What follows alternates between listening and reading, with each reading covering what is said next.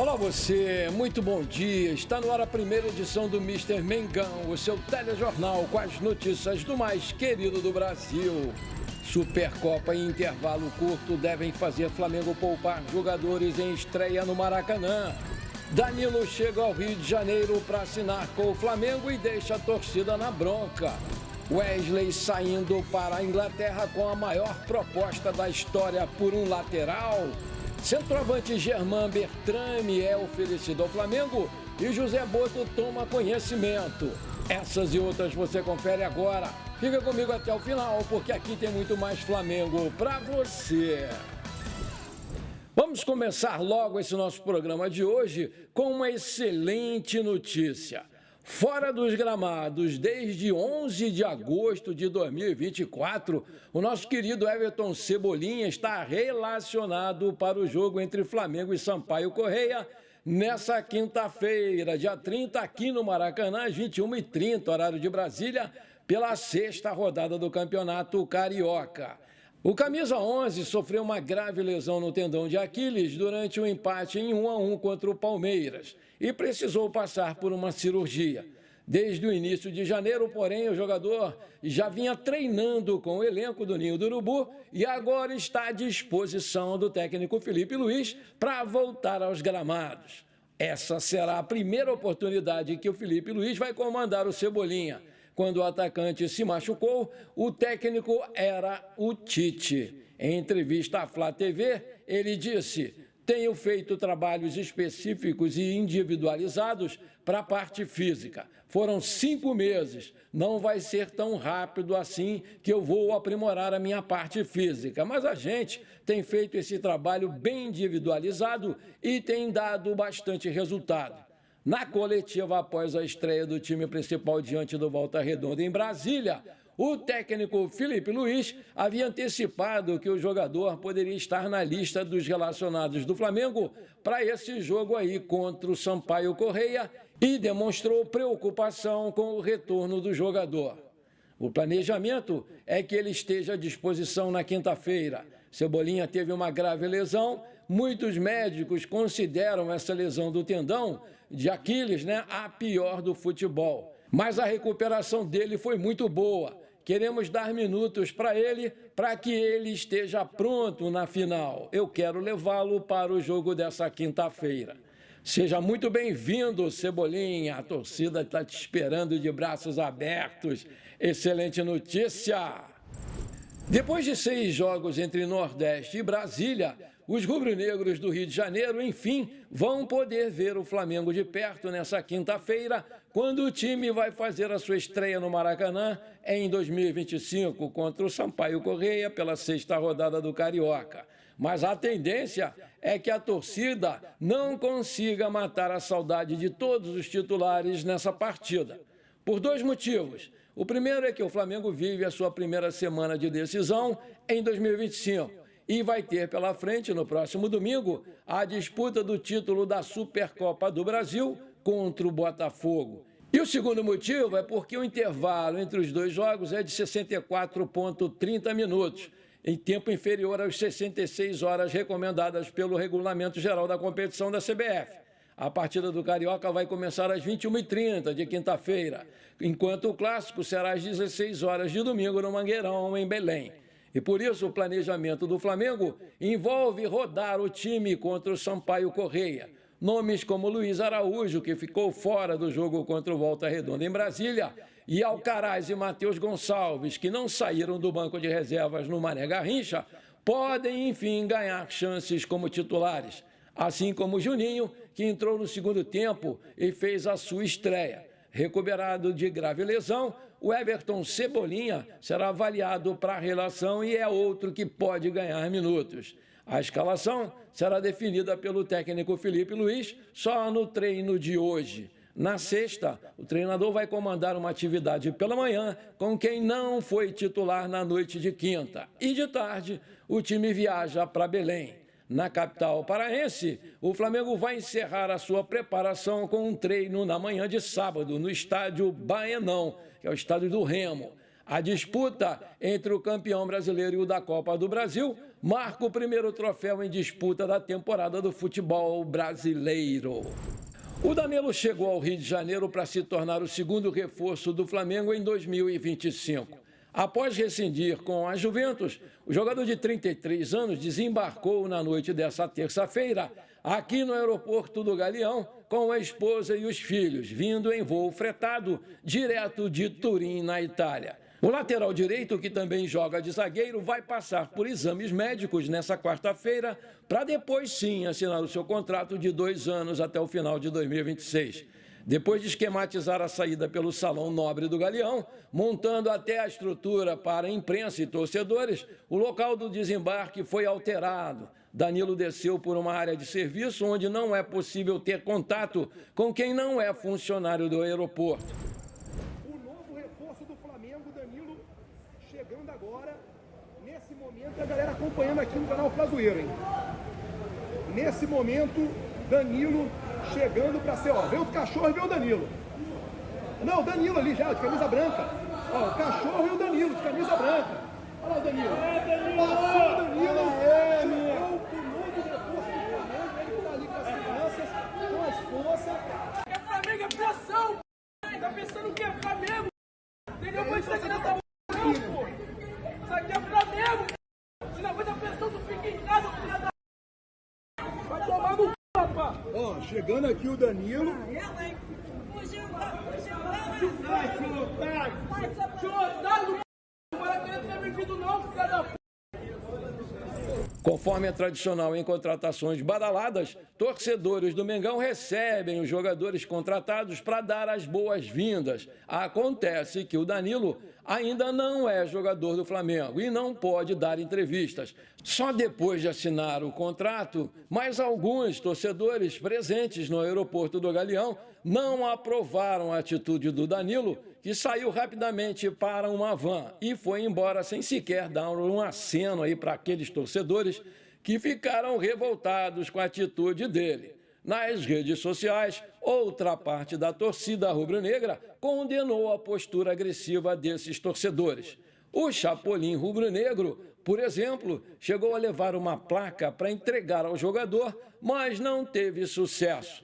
E na bronca, ele falou para a reportagem do Coluna do Fla: foi péssima a chegada dele, foi horrível, o Danilo vai ter que se explicar para a nação rubro-negra. O Alexandro chegou abraçando, falou com os torcedores todos presentes, tirou foto, deu autógrafo, só tinham 4 torcedores por aqui, não tinha necessidade disso. Para que isso, Danilo? Começou mal, hein, meu garoto? Para conter os vazamentos de informações e dar mais privacidade aos jogadores, o Flamengo emitiu um comunicado nesta terça-feira, dia 28, informando que os vice-presidentes do clube não terão mais acessos às áreas restritas dos estádios. Assim sendo, cenas como esse tipo de dirigente dentro de campo, após um título, por exemplo, não vai mais acontecer. Desde a chegada ao Flamengo, o diretor técnico José Botto foi claro que iria fechar o futebol. Entre outras medidas, o português pediu para levantar os muros do centro de treinamento do Ninho do Urubu para que os vizinhos não tenham acesso aos campos de treinamento do clube, ou seja, o recado para os sócios é só mais uma das medidas para blindar o grupo de jogadores. Atitudes como essa têm o objetivo de evitar que os bastidores do Flamengo sejam vazados. Por exemplo, na final da Copa do Brasil do ano passado, ficou público o bate-boca do Gabigol com o Felipe Luiz, depois do atacante ter sido substituído no intervalo, no confronto realizado na Arena MRV. Maravilha! Se você está curtindo esse programa, então não esquece, manda brasa agora no like para fortalecer o nosso canal, porque para cada like que você dá, o YouTube recomenda esse vídeo para mais 4 pessoas. E aí a gente cresce o canal e eu desejo muita sorte para você que deu esse like. E se você ainda não é inscrito, bora lá, me dá esse prazer. Aperta o botão inscrever-se, aperta o sininho ali e pronto, simples assim, muito obrigado. Para muitos torcedores rubro-negros, um novo artilheiro deveria ser contratado pela diretoria para disputar a posição com o Pedro e com o Juninho. E com isso, o nome de Germán Berterame do Monterrey do México se tornou uma opção viável. De acordo com o site RTI Esportes, o jogador foi oferecido por um grupo de empresários ligado ao empresário Giuliano Bertolucci. O atacante, na atual temporada, tem 11 gols em 25 jogos. Ainda segundo a notícia, o time mexicano vê com bons olhos a possibilidade de negociar o jogador, mas pede algo em torno de 10 milhões de euros, 58,8 milhões de reais na cotação atual, para fechar o negócio. Nas conversas preliminares com o staff do Germain, o diretor José Botto avisou que, para fechar negócio, o Monterrey teria que reduzir bem a pedida e vender o goleador por um valor bem menor. Vale destacar que o Germain Berterame é argentino, tem 1,76 de altura, é centroavante destro, está no Monterrey do México desde julho de 2022. Tem contrato por lá até 31 de 12 de 2027. Pode jogar também de ponta direita ou ponta esquerda. Seu passe está avaliado pelo site Transfer Market em 7 milhões de euros. Nos bastidores, o técnico Filipe Luís vem gostando demais do Juninho. E na sua última coletiva, ele não poupou elogios ao novo contratado. Aspas, nós sabemos o jogador que ele é, o que ele pode nos ajudar nesse momento. Fecha aspas. Ele pôde ter os primeiros minutos com a camisa do Flamengo. Sempre é um momento especial. Eu lembro da minha estreia, então eu sempre falo que o primeiro jogo é muito especial. Finalizou o Filipe Luís. Segundo o portal Bola VIP Brasil, é possível que o Flamengo receba uma proposta entre 30 a 35 milhões de euros, 188 a 220 milhões de reais, pelo lateral direito Wesley, o que seria a maior proposta da história por um lateral. A diretoria do Flamengo decidiu manter o jovem Wesley no elenco, a menos que receba uma proposta entre 30 a 35 milhões de euros, 188 a 220 milhões de reais, valor considerado irrecusável, e o Flamengo topa fazer negócio sim. Além da sua importância para o time, o clube aposta na sua valorização durante a disputa do Campeonato Mundial de Clubes da FIFA em junho e também numa possível convocação para a seleção brasileira. O Manchester United surge como um dos grandes interessados. Nos últimos dias, Wesley também foi alvo de 3 clubes europeus. O Aston Villa, da Inglaterra, ofereceu 15 milhões de euros, 94 milhões de reais, para levar o jogador de imediato, conforme apurou a reportagem do Coluna do Fla. O Milan, da Itália, chegou a sinalizar por 20 milhões de euros, 125 milhões de reais. Já o Everton, também da Inglaterra, consultou as condições, mas foi informado que 20 milhões de euros não seriam suficientes para contratar o jogador.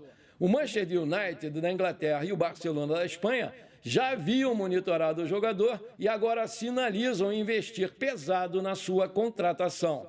O clube espanhol, inclusive, estaria disposto a oferecer cerca de 22 milhões de euros pelo jogador, que já esteve na mira do Barcelona no início da sua carreira no Flamengo.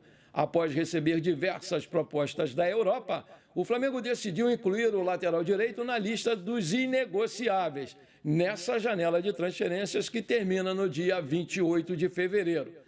A decisão conta com o aval do novo presidente Luiz Eduardo Batista Ubap, do diretor José Botto e do técnico Filipe Luís, que querem a todo custo manter o jogador, pelo menos até o término da participação do Flamengo no Mundial de Clubes. Mas caso se confirme mesmo uma proposta na casa de 30 a 35 milhões de euros, o Flamengo não vai ter como recusar. Aí eu te pergunto, por 30 a 35 milhões de euros, você venderia o Wesley agora? Coloca aí. Antes de terminar esse nosso programa, eu quero mandar os abraços para a galera que me pediu e que está sempre aqui comigo prestigiando o nosso canal. Hoje é quarta-feira, é dia dos abraços. Bora lá! Alô, alô, meu amigo Aelson Dantas, de São Gabriel do Amazonas. Alô, meu amigo Padrinho Dias, de Aparecida, em Goiânia. Aquele abração para vocês, meus queridos. Alô, meu amigo Edmilson Alves, de Tabela, na Bahia. Alô, meu amigo Elias Lopes, de Recife. Aquele abração para vocês, meus queridos. Alô, meu amigo Rô Modesto, da Ilha do Governador, aqui no Rio de Janeiro. Alô, meu amigo Moisés Muget, da Vila da Penha, também aqui no Rio de Janeiro. Aquele abração para vocês, meus queridos. Alô, meu amigo Etevaldo Ribeiro, de Boca da Mata, em Porto Seguro, na Bahia. Aquele abração para você, meu querido. Alô, alô, meu amigo Antônio Edna. Alô, sua netinha Lauren, que fez aniversário, 7 aninhos. Comemoraram bastante. Parabéns, Lauren. Alô, meu amigo Pedro Araújo Bezerra, de Santarém, no Pará. Alô, meu amigo Valdinei Cavalcante, de Belfor Roxo, aqui no Rio de Janeiro. Aquele abraço para vocês. Alô, meu amigo Jorge Lick. Aquele abração também para você, meu querido. Alô, meu amigo Cândido Lavor, lá da praia de Itabuna, em Caucaia, na Grande Fortaleza. Alô, meu amigo Luiz José Cabeça de Gato, lá de Imperatriz, no Maranhão. Aquele abração para vocês, meus queridos. Alô, meu amigo Gabriel Matos. Alô, meu amigo Zé Augusto de Graxo Cardoso, no Sergipe. Aquele abração para vocês, meus queridos. Alô, meu amigo Francisco Coutinho, de Capitão Poço Pará. Alô, meu amigo Correia. Aquele abração para vocês, meus queridos. Alô, minha esposa Fátima. Alô, meus filhos Alexandre e Eduardo. Alô, minhas netas queridas Liz e Bia. Eu amo vocês. Alô, meu amigo PC de Lima Rosa. Alô, seu sobrinho Theo, que hoje está fazendo 3 aninhos. Alô, mamãe Natália. Alô, papai Lucas. Parabéns pelo meu amiguinho Theo. Muita saúde para ele, muitos anos de vida. Tudo de bom para você, garoto. Que Papai do Céu esteja sempre do seu lado, te protegendo. Parabéns, Theo. Feliz aniversário. Tamo junto. Bom, por enquanto foi isso. Eu espero que você tenha gostado do nosso programa. Muito obrigado de coração por você ter ficado comigo até aqui. Um grande abraço e bora ser feliz. Pra cima deles, Mengão!